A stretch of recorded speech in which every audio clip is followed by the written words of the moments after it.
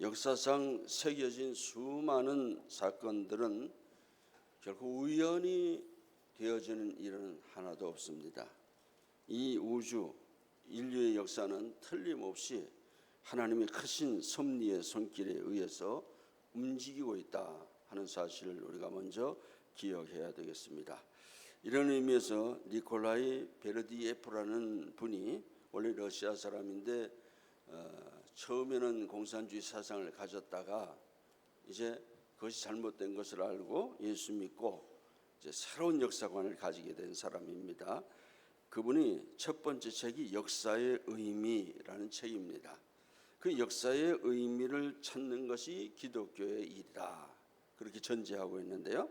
그 핵심 주장은 기독교는 단순한 종교가 아니라 역사의 의미를 밝히는 역할을 한다. 둘째, 기독교는 인류의 궁극적인 목적과 방향을 제시해 준다. 셋째, 역사는 단순한 사건의 연속이 아니라 영적인 목적과 하나님의 계획 속에 있다, 이렇게 말했습니다. 기독교인은 바로 그 역사 속에서 하나님의 의미를 찾고 또 그 의미를 찾은 다음엔 그 역사에 적극적으로 참여해야 될 사명을 가진 존재라는 것입니다. 근대 역사에 있어서 세계 2차 대전의 장본인이었던 소위 일본 제국주의가 종말을 본 지 80주년이 되었습니다. 신앙의 자유의 밝은 날을 목마르게 기다리던 한국 교회에 축복의 단비가 쏟아진 지 80년이 된 해입니다. 이제 우리 민족이 무엇인가 달라져야 되지 않겠느냐, 특별히 교회가 뭔가 좀 달라져야 되지 않겠느냐, 그런 생각을 해봅니다. 그래서 오늘 이 시간 여기 시편 126편의 말씀을 생각하면서 우리 자신이 다시 한번 다짐하고 이 사건을 맞이해서 우리가 어떻게 살아야 될 것인가 결심하는 그런 시간이 되기를 바랍니다. 이 시는 이스라엘 민족이 바벨론 포로 생활에서 귀국하게 된 사실을 노래한 시입니다. 민족의 희망이었던 예루살렘 성은 무너지고 강제로 수백 킬로미터의 길을 끌려가서 낯선 땅에서 타문화권에 사는데 우상 숭배가 가득한 땅이었습니다. 거기 끌려가서 강제 노역을 하고 고달픈 삶을 산 거죠. 이제 난민촌에서 천막치고 산 것을 기억하면 아마 그들의 생활을 우리가 잠시나마 기억할 수 있을 겁니다. 가족들이 흩어지고 부모님들은 낯선 이국 땅에 묻히고 때로는 일정한 직업도 없이 떠돌이 생활을 하며 멸시와 천대를 받던 고달픈 인생을 살아가야만 했던 포로 생활이었습니다. 포로 생활 가운데 태어난 젊은이들은 고국 예루살렘에 관한 이야기를 듣다가 드디어 귀국이 실현됐어요, 기적적으로. 그래서 선조들이 살고 있던 고국 땅에 다시 돌아와서 그 산과들, 그 땅을 발로 밟으면서 그들의 감회가 얼마나 깊었을까. 그래서 오늘 본문에 성전에 올라가는 노래라, 성전에 올라가면서 부르는 노래입니다. 여호와께서 시온의 포로를 돌려보내실 때 우리는 꿈꾸는 것 같았도다. 그때 우리 입에는 웃음이 가득하고 우리 혀에는 찬양이 찼었도다. 그때 문 나라 가운데서 말하기를 여호와께서 그들을 위하여 큰 일을 행하셨다 하였도다. 여호와께서 우리를 위하여 큰 일을 행하셨으니 우리는 기쁘도다. 그래서 오늘 저는 이 본문을 중심으로 그 백성을 위해서 큰 일을 행하시는 하나님, 그런 제목으로 말씀을 드리려고 합니다. 먼저 8.15 해방은 우리 한국에 하나님의 백성들을 위해서 큰 일을 행하신 놀라운 사건입니다. 여기 큰 일이란 말은 히브리 말로 히그딜, 어구는 가달이라는 말입니다. 그런데 이 의미가 뭐냐면 위대하다, 탁월하다, 놀랍다, 그런 의미를 가지고 있습니다. 하나님이 그 백성을 위해서 위대한 일, 탁월한 일, 생각지도 못한 놀라운 일을 행하셨다, 그런 말입니다. 그래서 히브리 사람들이 꿈꾸는 것 같았도다. 전혀 예상치 못했던 그런 일이 자기들에게 주어지니까 여기 기록하기를 꿈꾸는 것 같았도다. 그렇게 이야기하고 있습니다. 역시 히브리 사람들이 꿈꾸는 것 같다. 시간이 되시면 유튜브 같은 데 찾아보면요, 히브리 노예들의 합창이라는 노래가 있습니다. 그래서 아주 배경도 좋은데 꼭 집에 가서 한번 들어보시기를 바랍니다. 우리도 해방을 맞이한 그날 시편 126편에 있는 말씀처럼 정말 꿈꾸는 것 같았습니다. 상상도 못할 일이었죠. 그래서 우리 입에는 웃음이 가득하고 우리의 혀에는 모든 성도들은 찬양하고 일제 36년 밑에 있던 우리에게 8.15 해방을 주신 것 하나님께 감사한 마음으로 온 교회가 종을 치고 모여서 하나님 앞에 예배를 드렸습니다. 특별히 우리 한국 교회는 하나님이 특별히 베풀어 주신 이 은혜, 얼마나 놀라운 일입니까? 세계 2차 세계대전은 나치 독일 그리고 파시스트 이탈리아 무솔리니죠, 일본의 군국주의 세 나라가 일으킨 전쟁입니다. 1939년 9월 1일부터 1945년 9월 2일까지 약 2190일, 거의 6년 동안에 전 세계 각국에 1억 명의 군대가 동원되고 7,500만 명의 사람들이 죽었습니다.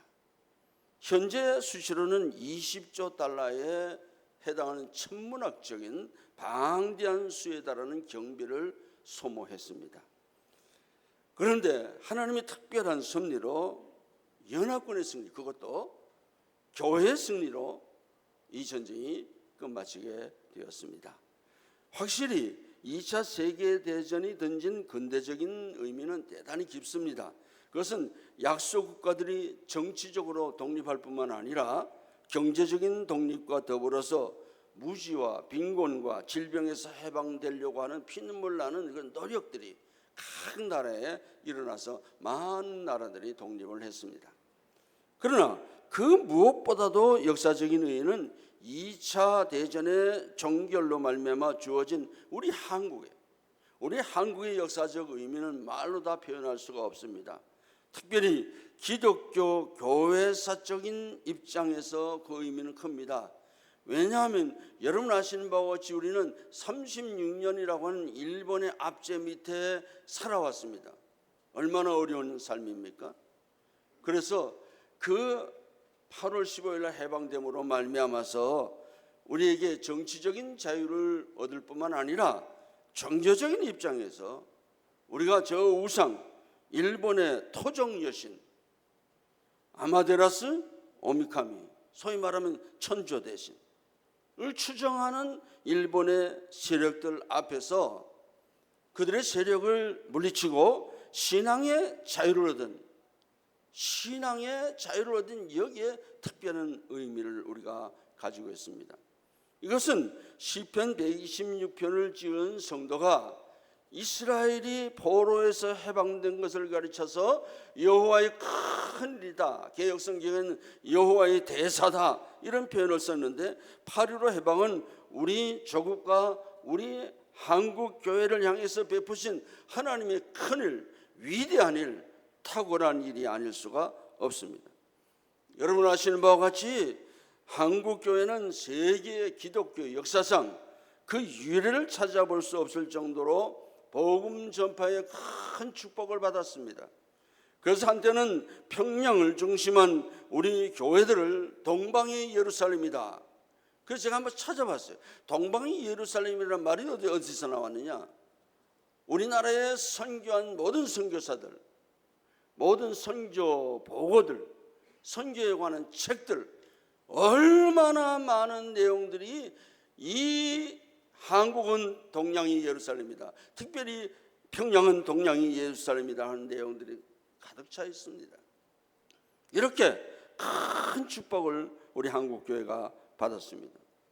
우리 기독교는 이 민족의 마음밭에 복음의 씨를 뿌릴 때부터 순환을 받아왔죠. 토마스 목사의 대동강변 순교를 비롯해서 특별히 일본 제국의 교회 탄압은 그야말로 말로 형용할 수 없는 어려운 형편이었습니다. 수많은 교회들이 문을 닫았습니다.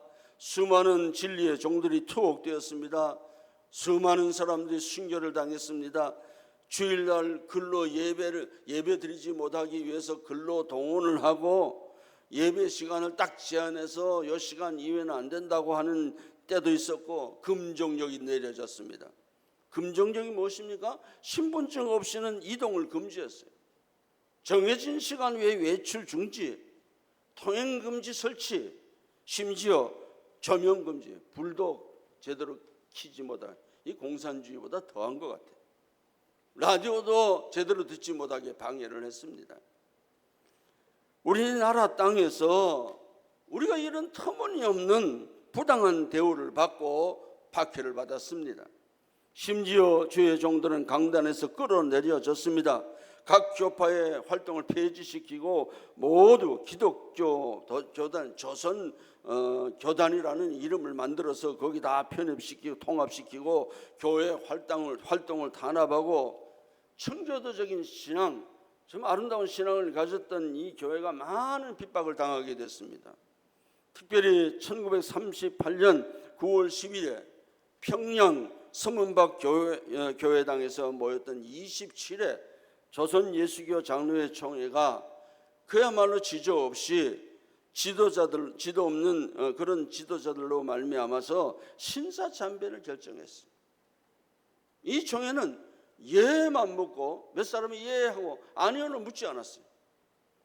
이 총회는 순전히 일본의 종교 정책의 실행으로 그 모여있던 사람들은 꼭두각시 노릇을 한 것이죠.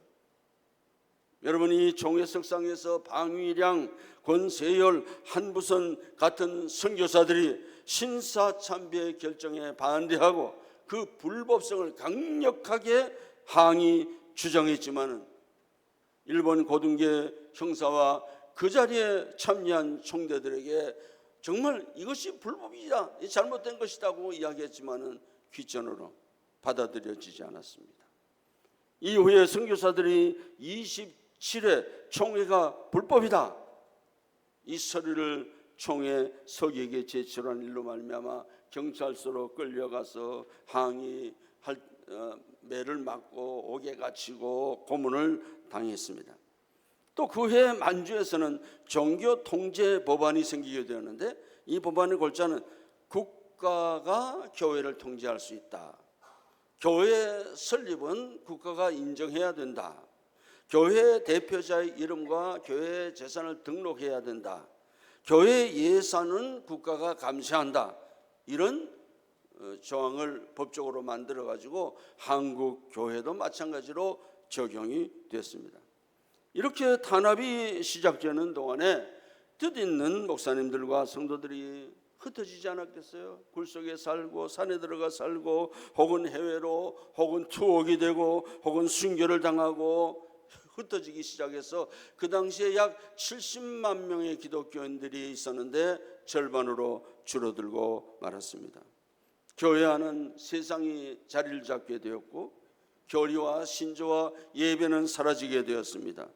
목자를 잃은 양떼들은 흩어지기 시작했습니다. 에스겔 34장에 보면 목자를 치면 양떼가 흩어진다 하는 말씀처럼 다 흩어져 버리고 말았습니다.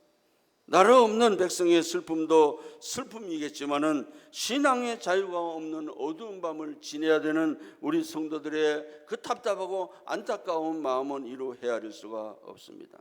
이렇게 순환의 길을 교회가 걷게 되었습니다. 신사참배를 지지하는 목사들은 그 가족들이 따뜻하게 쌀밥을 먹으면서 따뜻한 숙소에서 잘 수가 있고 자기 자녀들은 일본 학생들과 함께 공부를 시킬 수 있었습니다. 그러나 주 예수 그리스도를 믿는 믿음과 성경에 대한 절개를 굽히지 않았던 믿음의 하나님의 종들은 인간 이하의 멸시와 천대를 받으며 서름 속에 살 수밖에 없었습니다. 그들과 그들의 가족은 이 정든 조국 땅조차도 자유롭게 다닐 수가 없었습니다. 푸르고 맑은 저 하늘을 바라볼 수도 없었고 숨어서 살아야 됐고, 그들의 형사들이 그들을 발견하기만 하면 구두발로 차고 개처럼 그야말로 옥에 가두고 이런 탄압을 계속했습니다. 오늘은 이 집, 내일은 저 집 이렇게 쫓겨다니면서 그 몸을 감춰야 했고, 이런 기독교인들의 순환이 말로 닿을 수, 우리의 상상을 초월할 정도로 많은 시련을 당했지만은 그들은 끝까지 믿음을 지켰습니다. 여러분, 일찍이 우리 하나님은 이스라엘의 430년간 노예 생활 속에서 저 유명한 출애굽의 위대한 일을 행하신 분이십니다.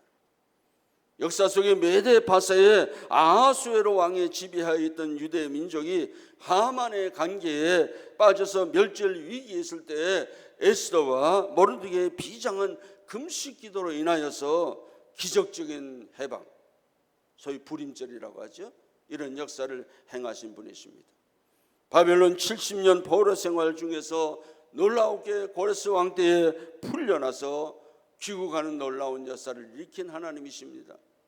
바로 이 하나님이 36년간의 일제 압박에 시달리던 한국교회를 위해서 20여 개의 나라를, 군대를 동원해서 해방시킨 역사적인 날입니다. 우리가 섬기는 하나님은 언제나 어디서나 주의 백성들을 위해서 놀라운 일을 행하시는 하나님.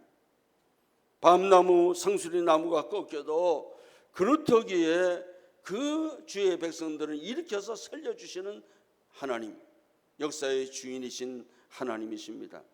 하나님은 그의 택한 백성들을 위해서 환란의 날들을 감해 주셨습니다. 저 일본 제국주의자들이 1945년 8월 18일 날짜를 정해놓고 모든 목사님들을 또 하나님을 믿는 성도들을 몰살시키려고 계획을 세워놓았습니다. 마치 옛날에 나치 제국이 저 이스라엘 사람들 600만 명을 죽이듯이 다 죽여버리겠다는 것이죠.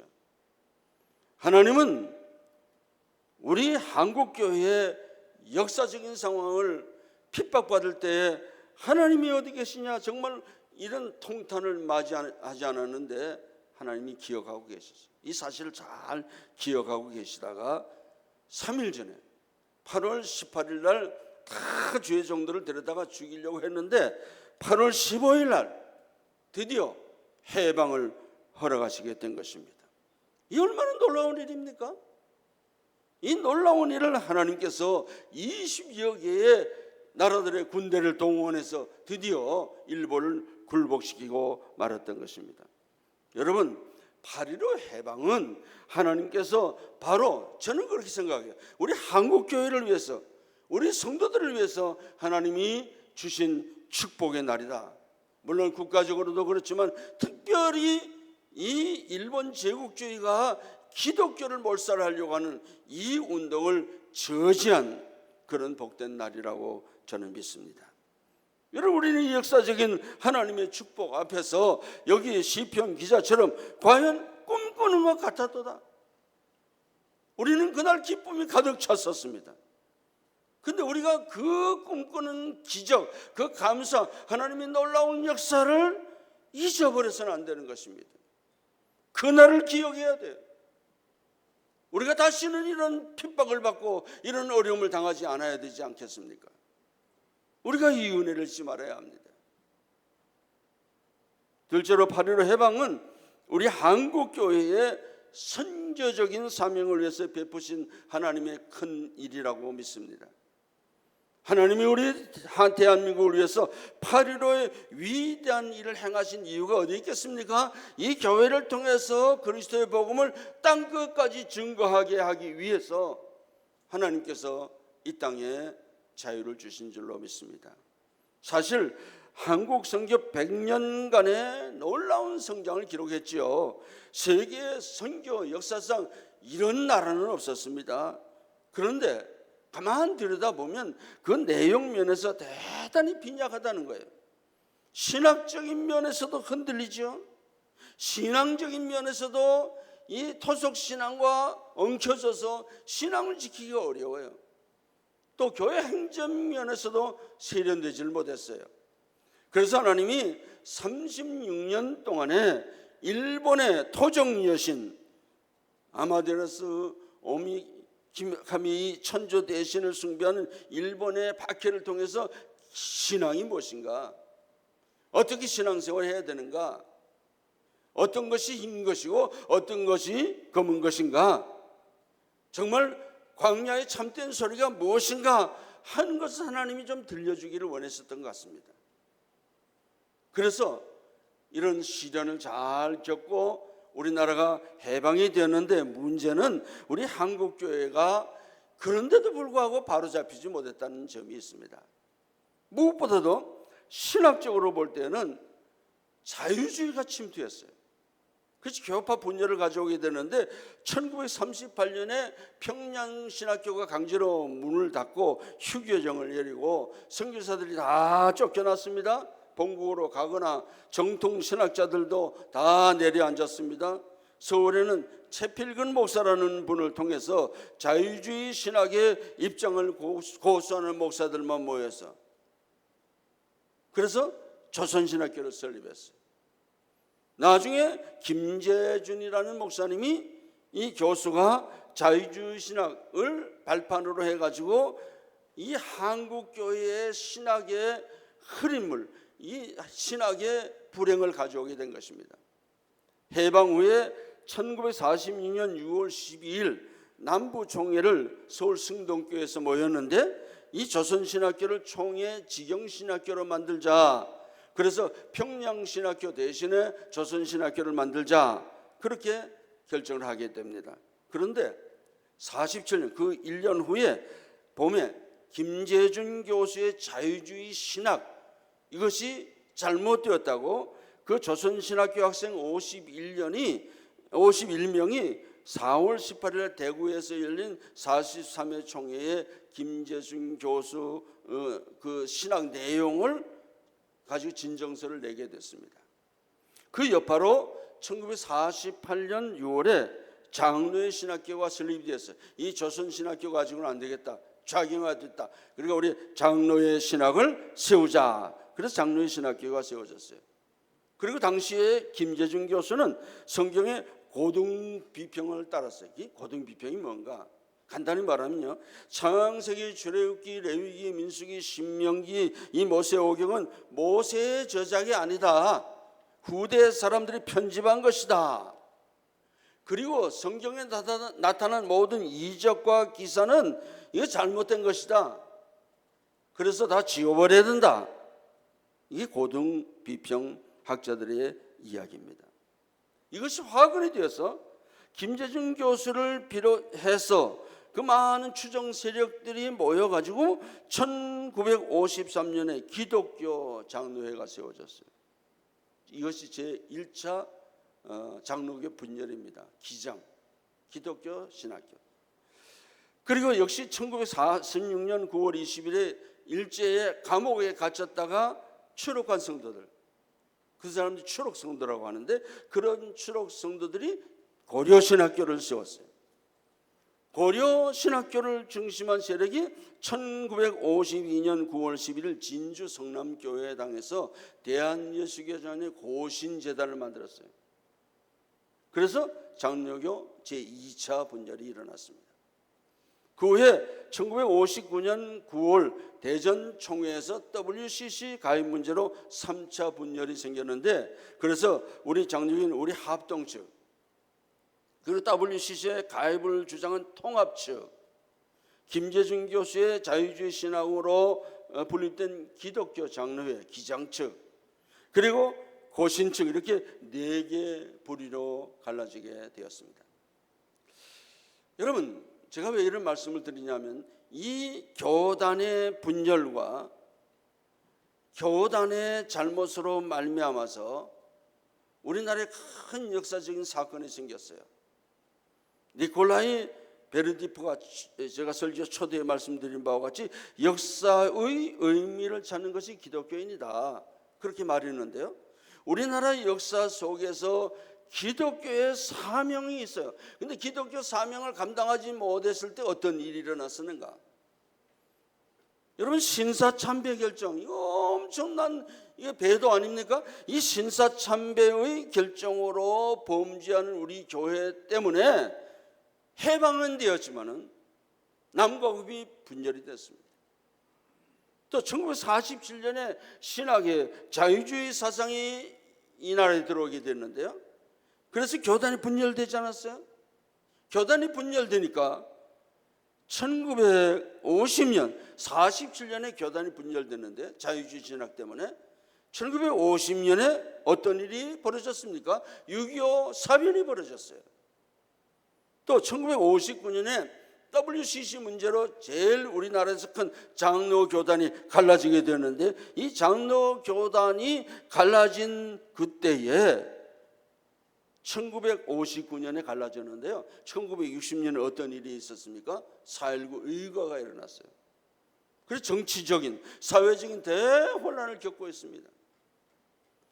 이렇게 우리나라의 장로교단의 교권적인 신학적인 문제 때문에 일어난 이 분열 때문에 우리나라의 정치적 사회적인 혼란을 일으키게 되었다는 것입니다. 교회가 시끄러울 때마다 사회가 시끄럽고 나라가 시끄럽게 되었다는 것이죠. 하나님은 우리나라에 8.15 해방을 주신 것은 한국교회가 그래도 적어도 동남아 지역에 복음 전파의 사명을 맡기기 위해서 하나님께서 이 땅에 자유를 주셨는데, 이 사명을 감당하기는커녕 교회가 4분 오열됐어요. 여러분, 죄송하지만 지금 장로교단에 이런 이름 저런 이름 다 가지고 54개의 장로교단이 있다고 그래요.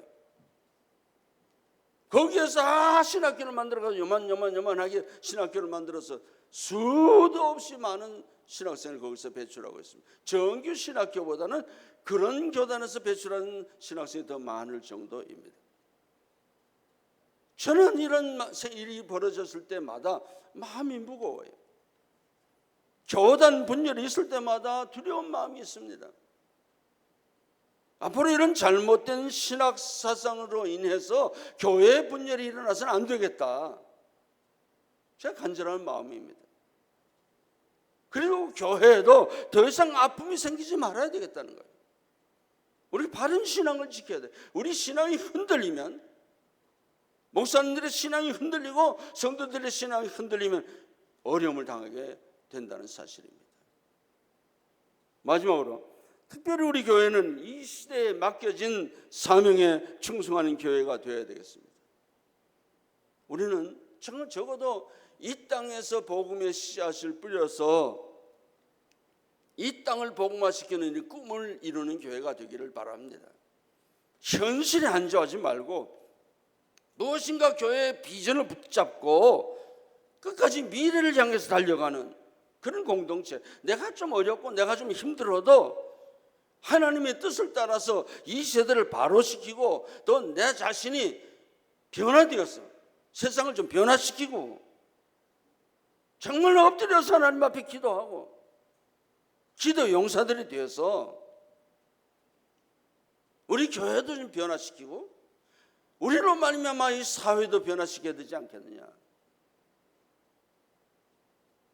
각성하는 시간이 되기를 바랍니다.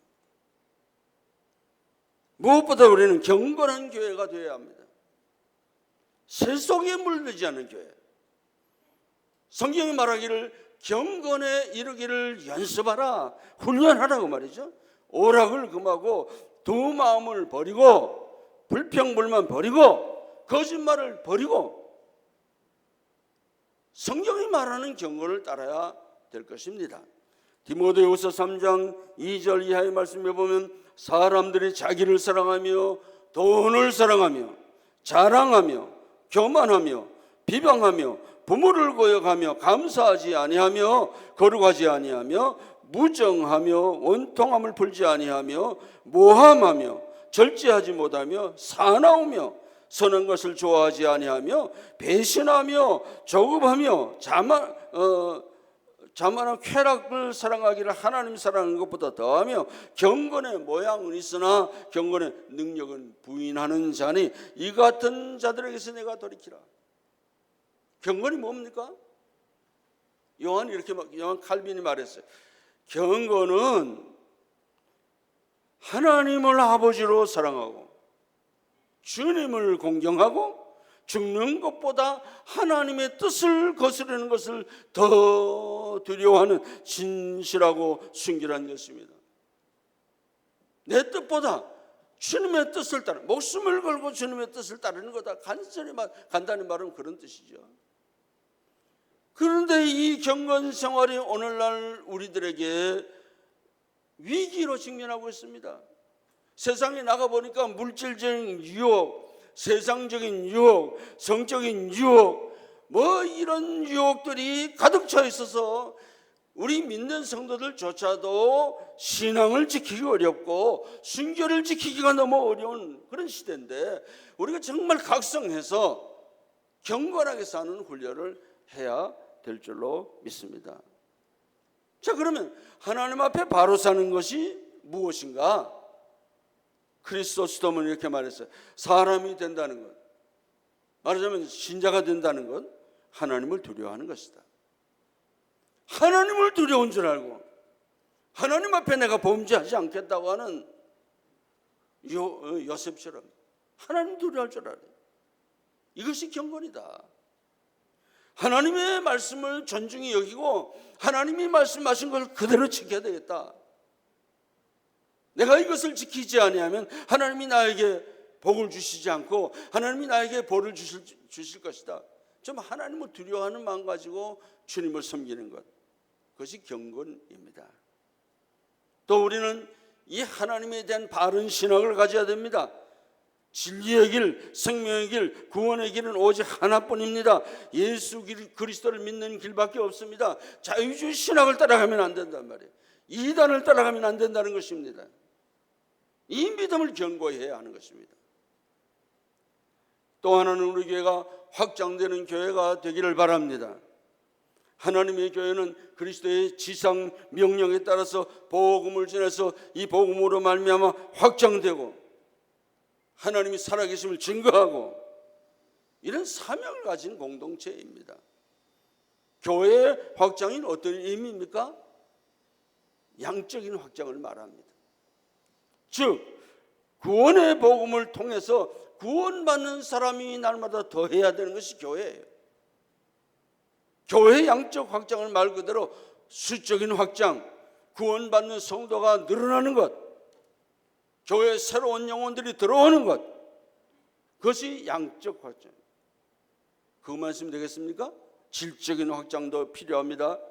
우리 성도들의 성숙한 신앙, 말씀과 성령으로 우리 자신을 자성하고 성화시키고 우리 성도들의 개인적인 변화, 그리고 그래서 모인 공동체가 성숙한 공동체, 사랑과 연합으로 깊어지고 서로 섬기고 나누고 거룩한 삶을 서로 격려하면서 살아가는 것, 그 질적인 확장을 의미합니다. 거기에 그치는 것이 아니고 사명의 확장이 필요합니다. 세상 속에 나가서 이제는 영향력을 발휘해야 되는 거죠. 소금이 되고 빛이 되어서 나를 통해서 하나님을 사랑하는 삶이, 하나님을 믿는 성도의 삶이 어떤 것인가를 보여줘야 돼요. 어디서든지. 교회가 세상 속에서 복음 전파를 수행해서 하나님의 나라의 영향력을 점점 파급시켜 나가는 것, 그게 사명의 확장입니다. 여러분, 구체적으로 우리가 생각해 본다면 복음 전파에서 이 사회에서 섬기고 가난한 자, 약한 자, 고통받는 자, 이웃들을 섬기는 삶, 구제, 봉사, 의료, 교육, 이런 것들을 통해서 정말 그리스도의 사랑을 실천하는 것. 그래서 우리가 이 사회를 위해서 그리스도의 사랑을 실천하는 곳이라고 하면 어디든지 우리가 참여해야 돼. 수지를 만났다, 참여해야 돼. 불이 났다, 참여해야 되는 거야. 적든 말든 우리가 좀 관심을 기울이고 그 어려움 당한 사람들을 참여해야 돼. 특별히 교회 내에 어려움 당하는 사람들을 돌아보는 그런 일을 해야 되는 거예요. 뿐만 아닙니다. 좀 넓게 보면 정치, 경제, 문화, 학문 여러 영역에서 우리가 관심을 가져야 되는 것입니다. 그러기 위해서 우리가 영적인 힘을 길러야 돼요. 주님께서 맡겨주신 이 신앙의 힘, 믿음을 길러야 되고, 기도를 통해서 영역을 길러야 되고, 그리고 나가서 담대하게 복음을 전하는 이 전도의 실력도 우리가 길러야 됩니다. 저절로 전도되는 게 아니에요. 사랑하는 여러분, 하나님이 이런 사명을 우리에게 주시기 위해서 우리에게 자유와 해방을 주신 줄로 믿습니다. 8.15 해방은 우리 한국의 하나님의 백성들을 위해서 큰 일을 행하신 놀라운 일입니다. 8.15 해방은 우리 대한민국의 교회, 우리 한국 교회 선교적인 사명을 위해서 베풀어 주신 하나님의 역사인 줄로 믿습니다. 특별히 우리 교회는 이 시대에 맡겨진 사명에 충성하는 교회. 좀 모여서 기도를 좀 열심히 하고 능력을 받아야 되지 않겠습니까? 사랑하는 여러분, 꿈을 가진 교회, 경건한 교회, 확장되는 교회가 되기를 위해서 우리가 기도하고 열정적으로 교회에 무엇인가 헌신하고 주님의 뜻을 이루어드리는 저와 여러분 되시기를 주님의 이름으로 축원합니다.